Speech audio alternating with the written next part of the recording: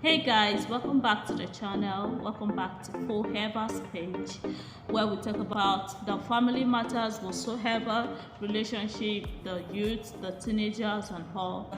The topic for today is peer pressure. Peer pressure is when you are being influenced or persuaded or pressured to do something which is against your value, is against your standard, is against your belief, against even your own personal standard and values and set goals.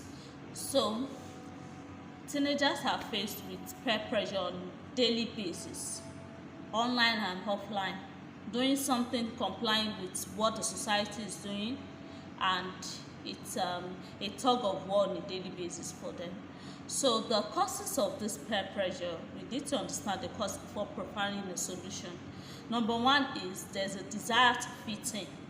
There's a constant fight in the mind of a regular person. So we are going to be reviewing the causes of peer pressure. What causes people to be under pressure of fitting in, to be pressurized, or to reduce their standard and trying to fit into the environment. Number one is the desire to fit in. The desire to fit in to what the society says, to what is expected of people. So many people starve themselves just to look slim because that is the definition of a banging body. They starve themselves, they eat, they become malnourished just because they want to be accepted by the society. And it has become so bad, so everything has deteriorated that everyone wants to go under the knife. They want to have a new shape, to recreate themselves in the way they feel is right, to feel the way they feel is beautiful, because that is what the society defines as being beautiful, having a banging body, to look hot, to look sexy, and so many other things like that. Even men are doing some sort of surgeries or the other, and some sort of body modifications here and there.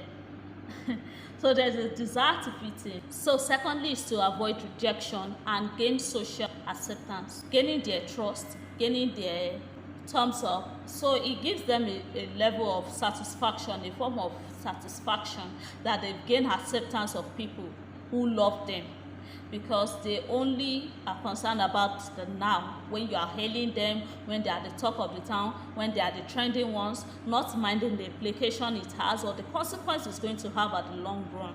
So fear of being rejected. To avoid this rejection, they accept anything that comes with it. They are ready to pay the sacrifice, which involves breaking the rules, bringing the standards low. Number three is hormonal inconsistency. As we all know, this phase of life comes with so many changes, so many bodily changes, and even hormonal changes, and so many other things like that. So it's like a shock. They're trying to balance it out. There is curiosity, there is the need to explore, and so many things, especially with the surge of hormone here and there. So they accept whatever the friends that have gone through, whatever they are going through, they accept what they tell them. So even those that don't accept, they feel they're left out, because they feel their parents can empathize and understand what they are going through, because they feel it's been a long time the parents experienced this last. They can't relate to it as regarding this their own generation.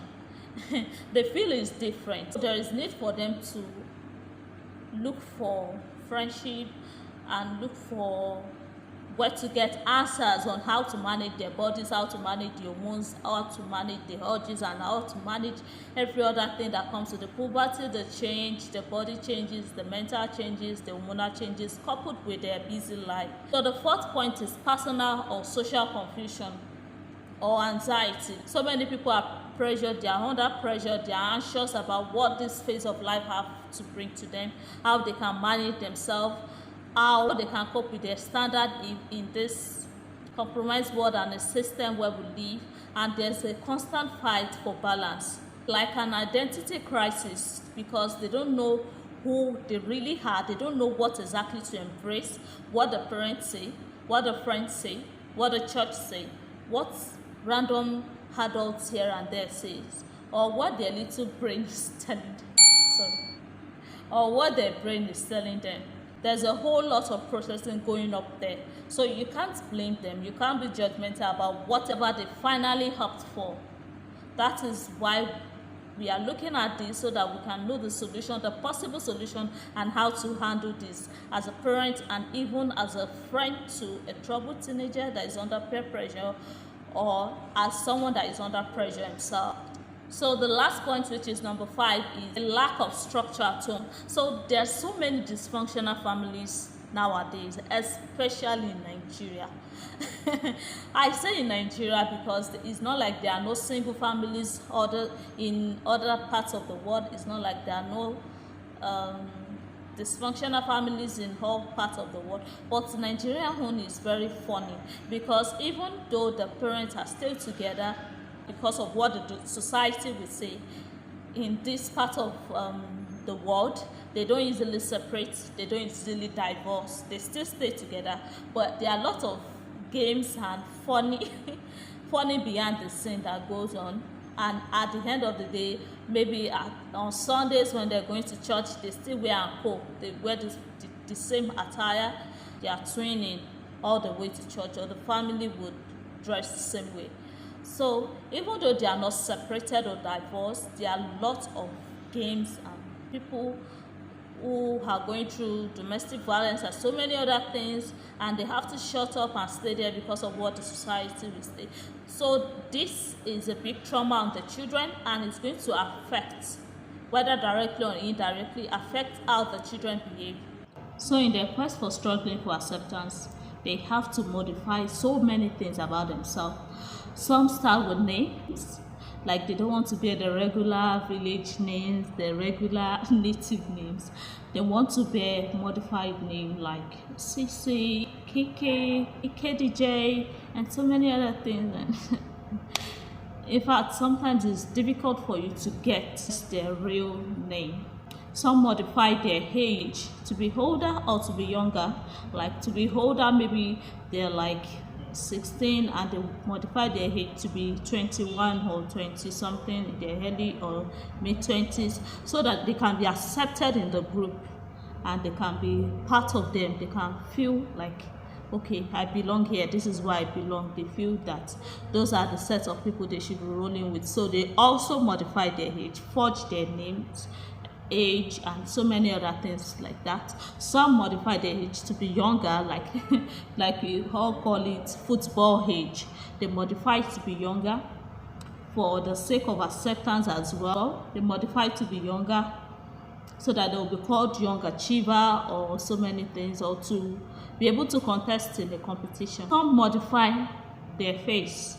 They want to do the surgeries, and those who are not even going for extreme measures like surgery, they're always on like heavy makeup and several other options that could just make them look conform to what the standard the society has set. Some modify their body structure, their stature, because they don't want to be called fat. They don't want to be referred to as oversized, as some people would brand it. After bringing up the issue, you have to listen, be attentive to their point, why you think they are under such pressure, because some are under such pressure because they don't have parents. Some have parents, but the parents are not so caring.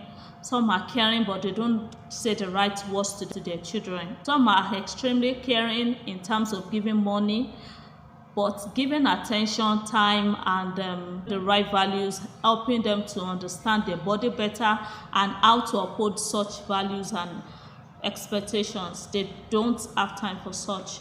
So you have to listen to why they are conformed, or why they feel it's necessary for them to conform to such standards. Because even the Bible says we should love our neighbor as ourselves. And how can we love our neighbors when we've not loved ourselves? So many people are out there, they don't even love themselves. They are extremely depressed. They just live for the acceptance of people. That's why they struggle to conform to such standard, whether it's comfortable for them or not, whether it's telling on their health or not. They don't care. They just want to be the top of the town. They want to trend. They just want the approval of their friends. So they have to conform. So after listening to their reasons and situations surrounding their conformity, try not to be judgmental. Some reasons may actually sound ridiculous, but just try to not judge them for whatever reason they are doing what they are doing. Just try to listen and help them, help find a way out.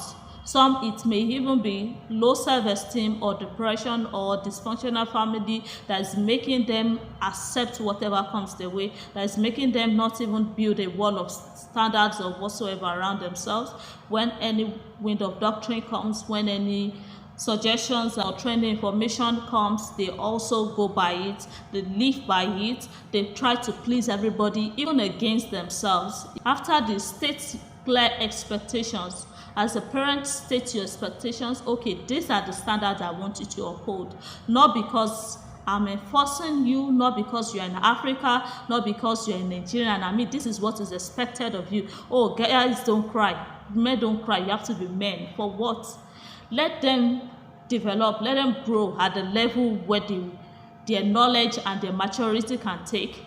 Sooner or later, they will outgrow it all. So it's better you build it gradually, let the foundation not be destructive so that they won't break down as adults. Because whatever pattern or mannerism or habits you form now is going to determine the future, and it's going to determine even the generation that comes after you, because you are like a seed, and the children you produce in future, they are your fruits. So of which it will be multiplied. When they plant one seed, it's not going to germinate just one fruit. When it's the harvest season, it's going to bring out lots of fruits when it becomes a tree.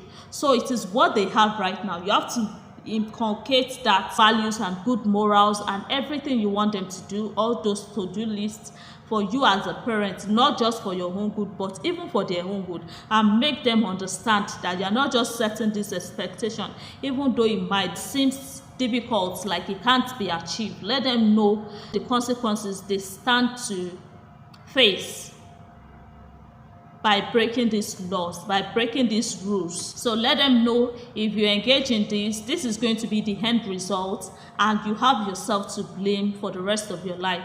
Like a little mistake can really destroy a lot of things. A little mistake can destroy even the future. A little mistake can influence whatever is going to happen for the rest of your life. It's that serious with the decisions we take. Don't let's take it with levity. The decisions we make right now is going to affect us all through our lifetime. I mean, you are going to flash back on even the least decision you've taken now as a teenager, as a youth.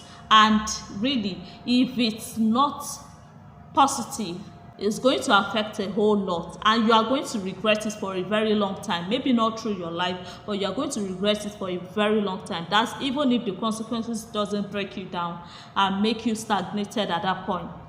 So guys, that's it for today. Thanks for joining in. I hope you enjoyed the discussion. You can leave your comment down below. I'm going to attend to every comment. Like, comment, subscribe, and click the notification bell for more videos. Thank you. Bye-bye.